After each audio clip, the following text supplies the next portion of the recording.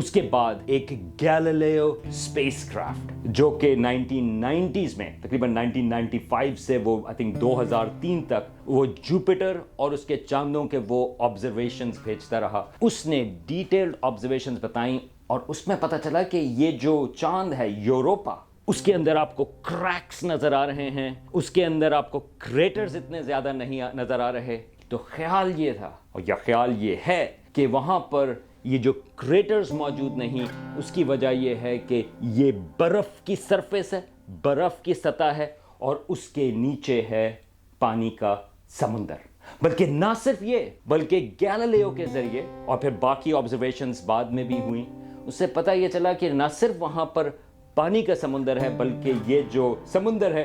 وہ بھی نمکین پانی کا ہے، یعنی کہ کافی حد تک ویسا ہی سمندر جیسے کہ سمندر زمین پر پائے جاتے ہیں.